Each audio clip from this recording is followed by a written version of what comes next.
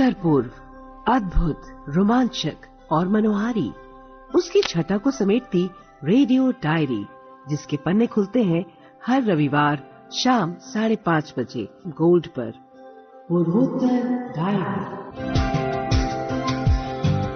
श्रोताओं, बीते सप्ताह दीपावली का पर्व देश दुनिया ने उमंग और उल्लास के साथ मनाया और हम अपेक्षा करते हैं कि आपने भी उल्लास और उत्साह के साथ इस पर्व को मनाया होगा। और दीपावली के साथ जो पर्वों का मौसम है वो बहुत सुहावना होता है और मौसम में भी जो एक सुहानापन है, ठंडक है, वो इन दिनों हमें महसूस होती है।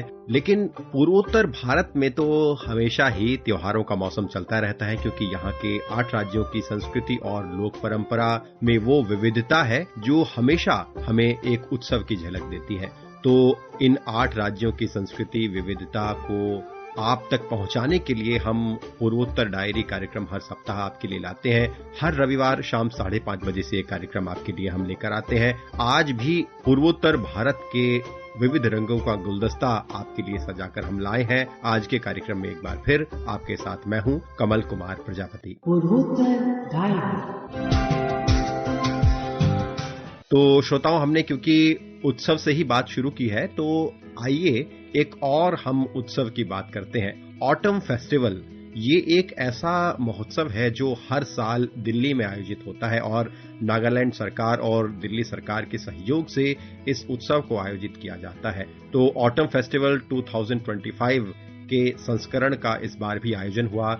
शुक्रवार और शनिवार को आयोजित हुए इस उत्सव में नागालैंड की विविध संस्कृति के रंग देखने को हमें मिले और निश्चित तौर पर जो भी वहां आगंतुक पहुंचे थे उन्होंने न सिर्फ नागालैंड की संस्कृति और लोक कला और खान पान का लुत्फ उठाया, बल्कि वहां जो कारीगर पहुंचे थे जिन्होंने अपने हस्तशिल्प की कलाकारी दिखाई और बहुत से आगंतुकों ने वहां के जो उत्पाद हैं उन्हें खरीदा भी और उनकी सराहना भी की। तो एक छोटी सी झलक एक रेडियो रिपोर्ट के माध्यम से हम अपने श्रोताओं तक पहुंचाना चाहते हैं कि किस तरह से ये ऑटम फेस्टिवल एक विशेष महोत्सव है, विशेष तौर पर नागालैंड की संस्कृति और परंपरा को प्रस्तुत करने का, और किस तरह से इस फेस्टिवल से नागालैंड के पर्यटन को लेकर भी लोगों में रुचि बढ़ रही है। और क्योंकि आगे आने वाले दिनों में हॉर्नबिल फेस्टिवल भी आने वाला है जो दिसंबर महीने की शुरुआत में आयोजित होता है, तो इस फेस्टिवल की शुरुआत के तौर पर हम ऑटम फेस्टिवल को देख सकते हैं। तो आइए हमारी ये खास रिपोर्ट ऑटम फेस्टिवल 2025 पर सुनते हैं।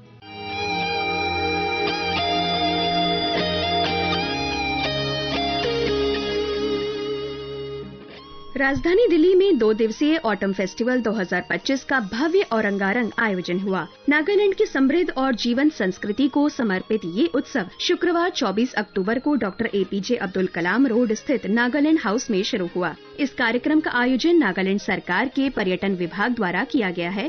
फेस्टिवल के उद्घाटन समारोह में कई गणमान्य व्यक्तियों ने हिस्सा लिया।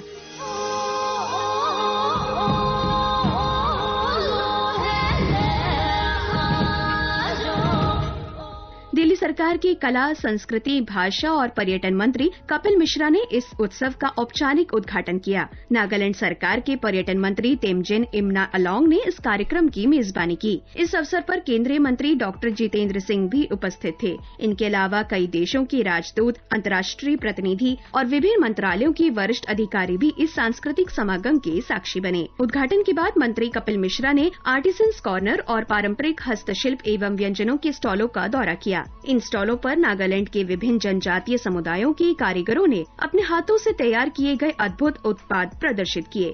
इन उत्पादों में आकर्षक पारंपरिक वेशभूषाएं, बारीक नक्काशी वाला हस्तशिल्प, बांस और बेत से बनी कलाकृतियां और नागालैंड के विशिष्ट आभूषण शामिल थे।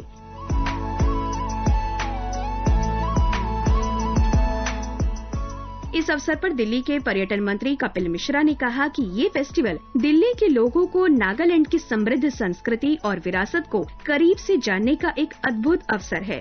उन्होंने जोर दिया कि ये आयोजन न केवल एक सांस्कृतिक कार्यक्रम है, बल्कि नागालैंड के सबसे प्रतिष्ठित और अंतर्राष्ट्रीय स्तर पर प्रसिद्ध सांस्कृतिक उत्सव आगामी 26वें हॉर्नबिल फेस्टिवल की एक शानदार शुरुआत और पूर्वावलोकन भी है। यहाँ अपने श्रोताओं को बता दें कि 1 दिसंबर से 10 दिसंबर तक नागालैंड में 26वें हॉर्नबिल फेस्टिवल का आयोजन होगा।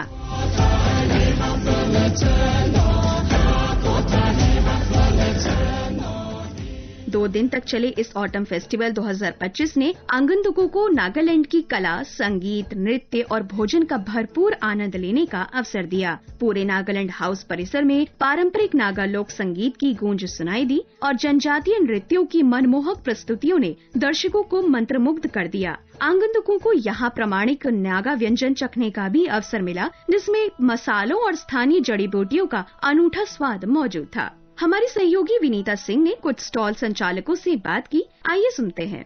ऑटम फेस्टिवल में हम स्टॉल्स की ओर जब बढ़ते हैं तो हमें दिखाई देता है एक दुकान, एक ऐसे स्टॉल जहाँ पे लिखा हुआ है किनटेम, यानी एक कपड़ों की ये छोटी सी दुकान है जहाँ पर बहुत सारे कपड़े दिख रहे हैं जो कि शॉल हैं और कॉटन है और थोड़ी सी गर्माहट लिए हुए ऐसी चीजें मुझे दिख रही हैं। और साथ में मुझे दिख रही हैं एक यहाँ पर लड़की है जिनसे मैं बात करूंगी। जी, अपना नाम बताइए। मेरा नाम जिरमिन है। जिरमिन, यहाँ पर मैंने देखा स्टॉल में बाहर में नाम लिखा है किनटेम। हाँ जी। इस शॉप का नाम है, मतलब स्टॉल का। उसका क्या अर्थ होता है? उसका मीनिंग है कम्युनिटी, आओ डायलेक्ट में। अच्छा, और आप वैसे किस कम्युनिटी को बिलोंग करती हैं? मैं वैसे अरुणाचल से हूँ और मैं नीशी ट्राइब से हूँ। और शायद इसलिए आप हिंदी बोल पाती हैं क्योंकि अरुणाचल में काफी लोग हिंदी बोल पाते हैं। हाँ। तो ये कितने सालों से आप यहाँ पर हैं, इस कार्य से संलग्न हैं या फिर आप पढ़ाई कर रही हैं? वैसे तो जब छोटी थी तब मेडिकल के लिए या फिर बस मस्ती के लिए आती थी, बट नाउ तो आई डिड माई कॉलेज में DU में पढ़ा मैंने। So after that now I am just here. Okay. और जब यहाँ पर आप इस माहौल में आ रही हैं ऑटम फेस्टिवल, कैसा लग रहा है? लोगों का रिस्पांस कैसा रहता है जब यहाँ पे सामान देखते हैं? तो क्या उन्हें जिज्ञासा होती है, क्यूरियोसिटी होती है? हाँ, वैसे मुझे बहुत अच्छा लगता है यहाँ रहना, क्योंकि ये एक तरीका है to empower the people from the North East and specially ये वीवर्स के साथ काम करता है फ्रॉम नागालैंड। एंड वैसे भी वीवर्स अभी बहुत कम रहते हैं, सो ये पीपल इंटरेस्टेड लगते हैं वैसे बहुत। एंड मेखला भी उन्हें चाहिए होता है। हाँ। अच्छा, मेखला चादर यहाँ पे मिलता है? हाँ, इसे कहते हैं मेखला। अच्छा।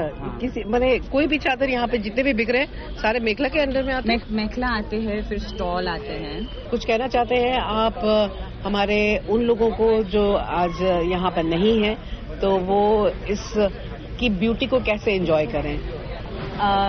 अगर आपके दिल में क्यूरियोसिटी है तो आपको बिल्कुल आना चाहिए, और अगर क्यूरियोसिटी ना भी हो तो आप खुद को फोर्स कर आना चाहिए इन type of markets and festivals and events north east से, क्योंकि आपको एक्सपोजर मिलेगा जो आपको कहीं दिल्ली में नहीं दिखेगा। बिल्कुल। और ये सारे जो आइटम्स आप यहाँ डिस्प्ले में है सब बहुत डिफरेंट है, बहुत ही यूनिक है, और ये यूनिकनेस जो है नॉर्थ ईस्ट की खासियत है और मुझे ये बातें बहुत अच्छी लगती हैं। और जिरमिन, आपसे बात करने का मुझे बहुत एक अच्छा सा फीलिंग हुआ है, तो मुझे विश्वास है कि आप आगे भी बहुत अच्छा काम करेंगी और इन बुनकरों को बहुत सहायता देंगी और उनको एनकरेज करेंगी, जिसके लिए आज आप शायद यहाँ पर हैं।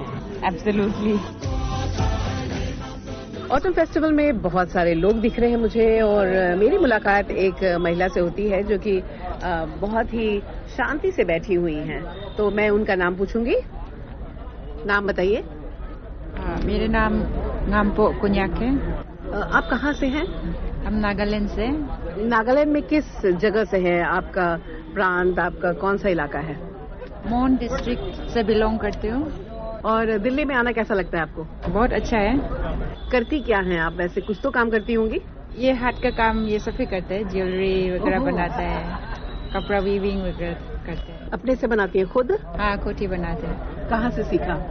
हमने ऐसे किसी के द्वारा सीखा है, ट्रेनिंग वेनिंग ऐसे नहीं है कुछ, लेकिन हम अपना सिस्टर माँ किसी से सीख लेते हैं। तो जब आपने सीख लिया और आप उसको कॉमर्शियली यूज करना जब चाहते हैं, तो उसके लिए आप क्या क्या मेजर्स लेते हैं? मैंने कैसे जाते हैं, उसको डिस्प्ले करते हैं, कहाँ पे दिखाते हैं ताकि लोग उसको खरीदें? क्या कि आप तो बहुत बना रही हैं। जब ये मेला लगते हैं कहीं पे ना, तो स्टॉल लग जाता है उसमें, और उसमें हम पार्टिसिपेट करते हैं, उसमें हम अपना सारा काम उसमें डिस्प्ले करते हैं और सेल्स भी करते हैं। तो आकाशवाणी के श्रोता आपकी बात सुनकर बहुत खुश हुए, धन्यवाद। ये उत्सव देश की राजधानी के केंद्र में पूर्वोत्तर भारत की अद्भुत सांस्कृतिक विविधता और जीवंतता का एक सुंदर प्रदर्शन है, जो प्रधानमंत्री के दृष्टिकोण एक भारत श्रेष्ठ भारत की भावना को बल देते हुए देश के विभिन्न हिस्सों के लोगों के बीच सांस्कृतिक जुड़ाव को और मजबूत करता है। ये फेस्टिवल दिल्ली और नागालैंड के बीच पर्यटन और सांस्कृतिक आदान प्रदान के नए द्वार खोलेगा। नागालैंड सरकार के पर्यटन विभाग को अपेक्षा है कि इस तरह के आयोजन से हॉर्नबिल फेस्टिवल के लिए अंतर्राष्ट्रीय पर्यटकों को और अधिक आकर्षित किया जा सकेगा।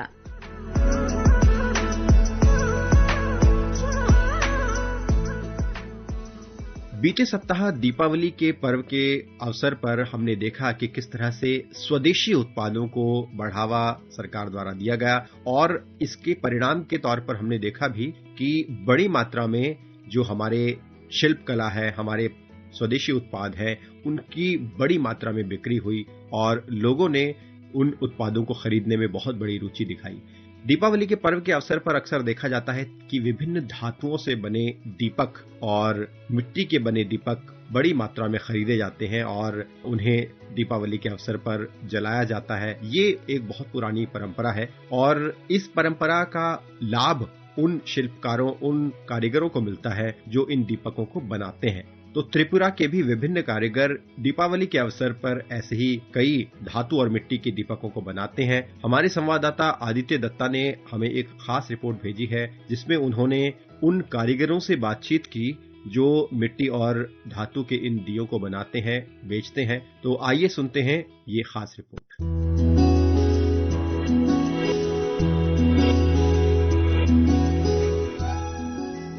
दीपावली का अर्थ है चारों ओर जगमगाती रोशनियों की कतारें। धातु के दियों और पारंपरिक मिट्टी के दीपों के साथ साथ रंग बिरंगी अलग अलग आकार और डिजाइन वाली मोमबत्तियां जब जलती है तो हर ओर उजाला फैल जाता है। जैसे ही त्योहारों की मौसम आता है, मोमबत्ती बनाने वाले कारखानों में भी रौनक बढ़ जाती है। ऐसे ही दृश्य दिखता है आगरतला के इंद्रनगर डेयरी क्षेत्र से आगे नौगांव से सीतलाबाड़ी इलाके में झुलनदे की कारखाना में। एक और है मिट्टी के दियों की परंपरा और दूसरी ओर है आधुनिक बिजली और इलेक्ट्रॉनिक रोशनी की चमक। इन दोनों के बीच अपनी सादगी और परंपरा से जुड़ी मोमबत्ती आज भी अपनी जगह बनाए हुए है। सस्ती, सुंदर और हमेशा मांग में रहने वाली ये मोमबत्ती हर त्योहार में घरों का रोशन करती है। इसी मांग के सहारे झुलनदे ने 2004 में लोकनाथ लाइट फैक्ट्री की शुरुआत की। मोमबत्ती बनाने का प्रशिक्षण लेने के बाद उन्होंने इस काम को आजीविका बना लिया। पूरे साल यहाँ बत्तियां तैयार की जाती है, मोम पिघलाकर सांचे में डाला जाता है, ठंडा कर काटा जाता है और फिर पैक कर बाजार भेजा जाता है। त्योहारों की शुरुआत विश्वकर्मा पूजा या गणेश पूजा से ही हो जाती है और दीपावली के समय तो मांग अपने चरम पर पहुँच जाती है। झुलनदे बताते हैं कि दीपावली के समय ऑर्डर पूरे करने के लिए अतिरिक्त कामगार भी बुलाने पड़ते हैं। मैं तो गुवाहाटी में गया, इधर से एक फैक्ट्री में काज देखा के बाद काज शुरू किया त्रिपुरा में। पैराफिन काचा माल है, ये गवर्नमेंट का रजिस्ट्रेशन लगते है, अभी मार्केट में अवेलेबल होता है, जीएसटी माध्यम में हो जाता है। 2004 में रजिस्ट्रेशन दरकार होता है, कोटा होता है, 5 बैग होगा, 6 बैग होगा, ऐसे कोटा आते। अच्छा काम है, करने से रोजगार हो सकता है। ये काम परंपरा से जुड़ा है, इसमें वोकल फॉर लोकल की भावना भी है और आत्मनिर्भरता की संदेश भी। अगरतला में जलती रंग बिरंगी मोमबत्तियां केवल रोशनी ही नहीं फैलाती, बल्कि मेहनत, उम्मीद और साथ मिलकर आगे बढ़ने की कहानी भी सुनाती है। सच में दीपावली का असली अर्थ ऐसे ही प्रकाश में झलकता है। आदित्य दत्ता, पूर्वोत्तर डायरी, आकाशवाणी, अगरतला।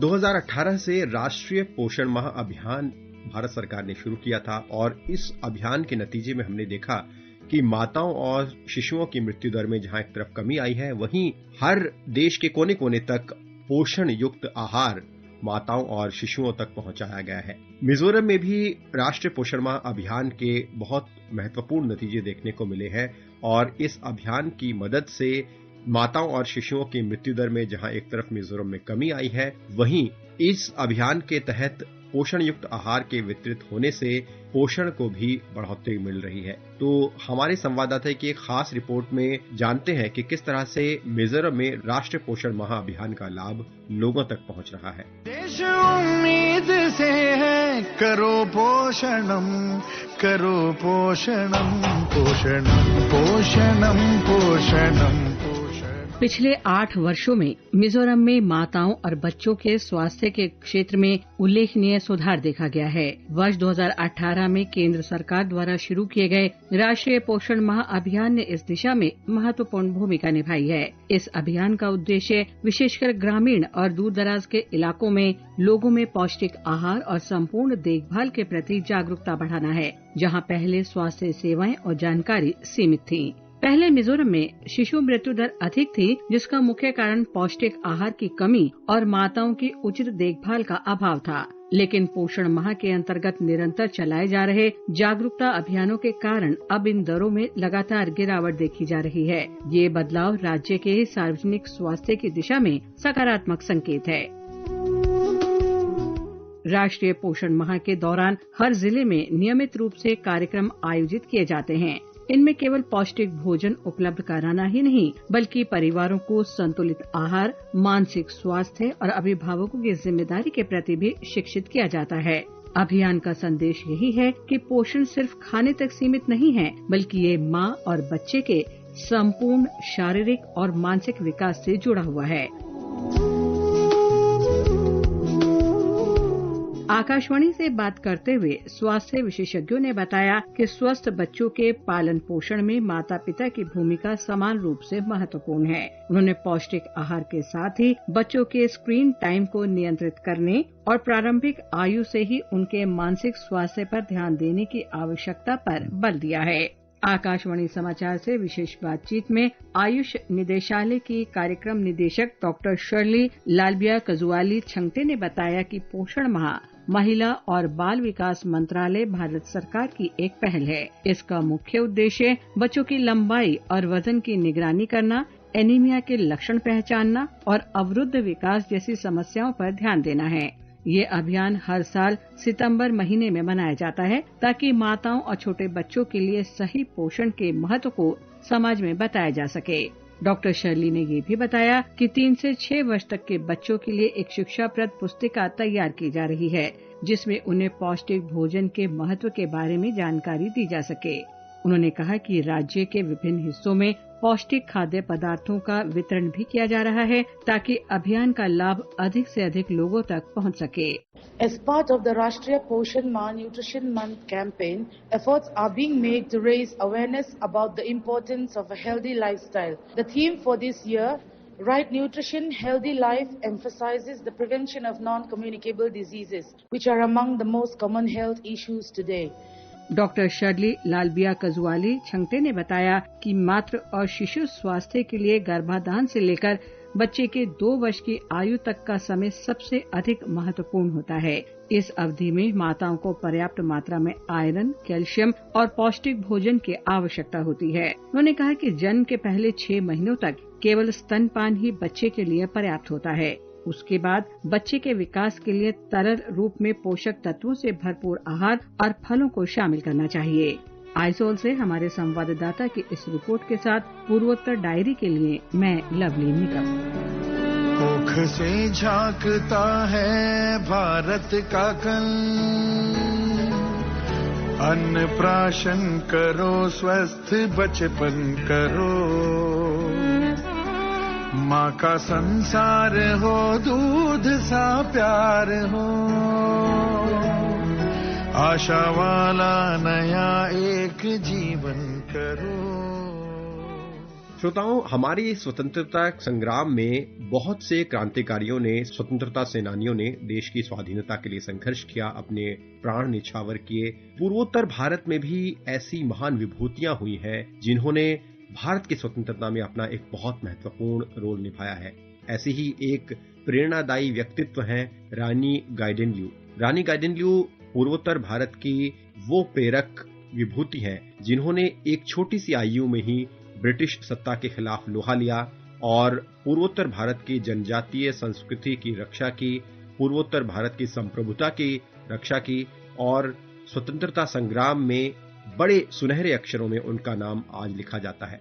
और स्वतंत्रता प्राप्ति के बाद भी सामाजिक कार्यों में उन्होंने अपना बहुत बड़ा योगदान दिया। समाज और देश की सेवा में उनके इस अतुलनीय योगदान से उन्हें आज हम एक बहुत बड़ी प्रेरणा के तौर पर याद करते हैं। तो आइए रानी गाइदिन्ल्यू के व्यक्तित्व पर एक खास रिपोर्ट आपको सुनवाते हैं और इस रिपोर्ट के माध्यम से हम आप तक ये भी बात पहुंचाना चाहते हैं कि किस तरह से पूर्वोत्तर भारत उन महान विभूतियों से सुशोभित है जिन्होंने देश सेवा, राष्ट्र सेवा में अपना महत्वपूर्ण योगदान दिया है। आइए ये विशेष रिपोर्ट सुनते हैं।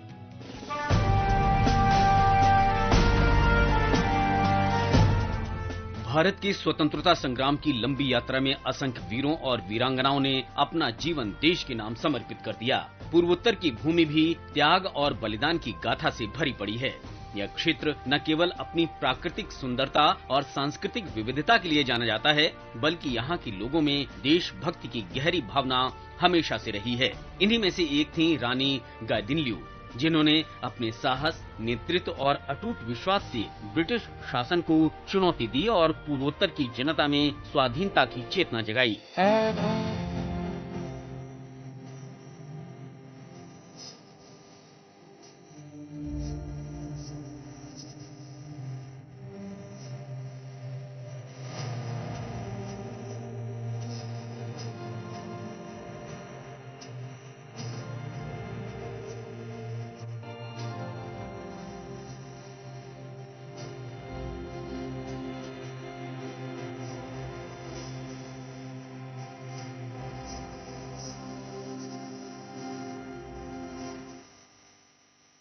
रानी गाइदिन्ल्यू का जन्म 26 जनवरी 1915 को मणिपुर के तामेंगलोंग जिले के लुआंगकाओ गांव में हुआ था। वे जेलियांगरोंग जनजाति से थीं, जो नागालैंड, मणिपुर और असम के कुछ हिस्सों में निवास करती है।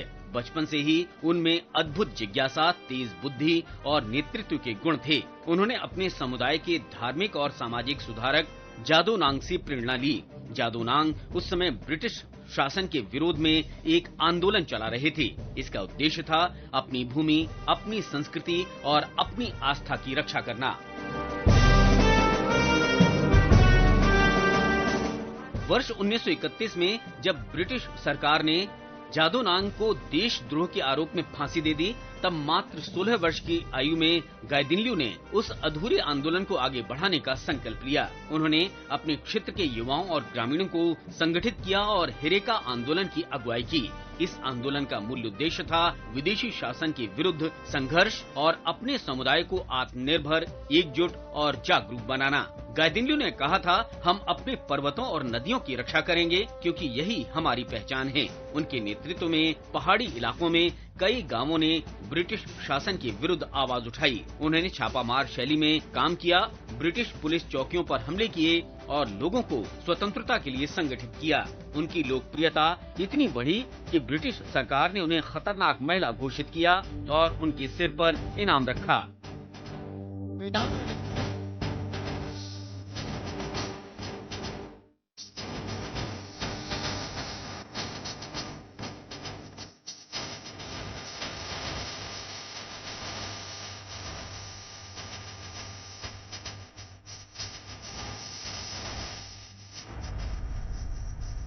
1932 में रानी गाइदिन्ल्यू को गिरफ्तार कर लिया गया। उस समय वे केवल 17 वर्ष की थीं। अंग्रेजी सरकार ने उन्हें आजीवन कारावास की सजा सुनाई। वे नागालैंड, गुवाहाटी और फिर आइजोल की जेलों में रखी गयीं। कारागार की कठिन परिस्थितियों में भी उनका मनोबल कभी नहीं टूटा। उन्होंने अपने साथियों को संदेश भेजा कि स्वतंत्रता की लड़ाई जारी रखनी चाहिए। महात्मा गांधी ने रानी गाइदिन्ल्यू के साहस और नेतृत्व की प्रशंसा करते हुए उन्हें भारत की बेटी कहा था, जबकि पंडित जवाहरलाल नेहरू ने उन्हें रानी की उपाधि दी थी। यही कारण है कि वे बाद में रानी गाइदिन्ल्यू के नाम से प्रसिद्ध हुईं।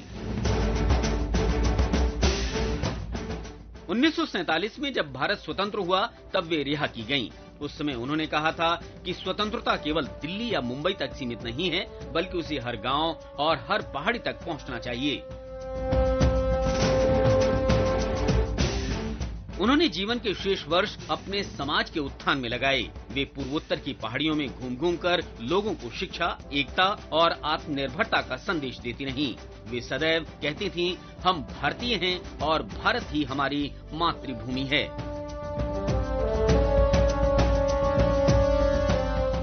रानी गाइदिन्ल्यू ने अपने क्षेत्र में भारतीय एकता की भावना को मजबूत किया। उन्होंने उस समय भी भारत के साथ जुड़ाव की वकालत की, जब कुछ शक्तियां पूर्वोत्तर को अलग पहचान देने की बात करती थीं। वे दृढ़ता से कहती थीं कि भारत एक है और उसका हर हिस्सा समान रूप से महत्वपूर्ण है।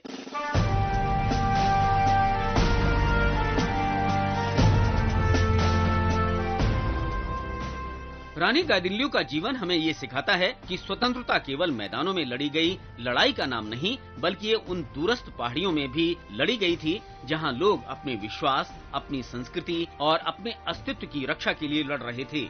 वे पूर्वोत्तर की महिलाओं के लिए एक आदर्श बन गयीं।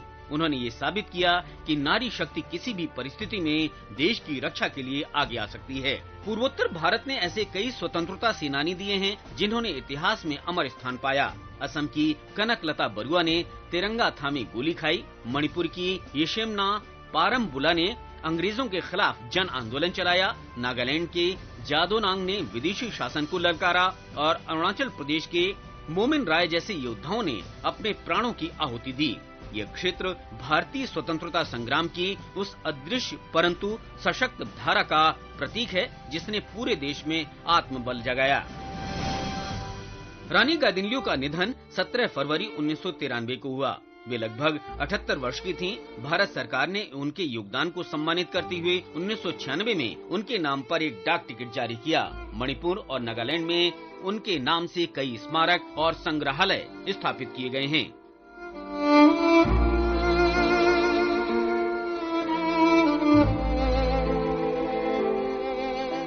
आज जब हम स्वतंत्र भारत में सांस ले रहे हैं, तब हमें ये याद रखना चाहिए कि ये स्वतंत्रता केवल कुछ महानगरों की देन नहीं, बल्कि ये उन पहाड़ों, वादियों और गांवों की भी देन है, जहां रानी गाइदिन्ल्यू जैसी वीरांगनाओं। श्रोताओं, आज का पूर्वोत्तर डायरी का अंक अब यहीं समाप्त होता है। हम उम्मीद करते हैं कि आपको आज का अंक हर बार की तरह रुचिकर लगा होगा और इस संबंध में आप अपनी प्रतिक्रिया हम तक जरूर पहुंचाइए। आप हमारी ईमेल आईडी का पता नोट करें, airnsdtalks@gmail.com। आप हमारा व्हाट्सएप नंबर भी प्रतिक्रिया के लिए नोट कर सकते हैं। व्हाट्सएप नंबर है 9289094044 9289094044।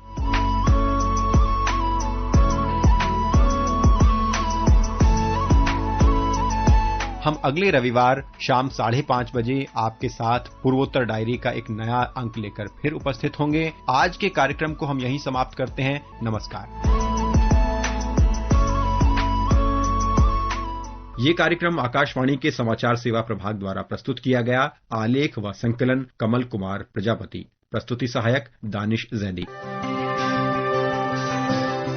उत्तर पूर्व अद्भुत, रोमांचक और मनोहारी, उसकी छटा को समेटती रेडियो डायरी, जिसके पन्ने खुलते हैं हर रविवार शाम 5:30 बजे गोल्ड पर। पूर्वोत्तर डायरी।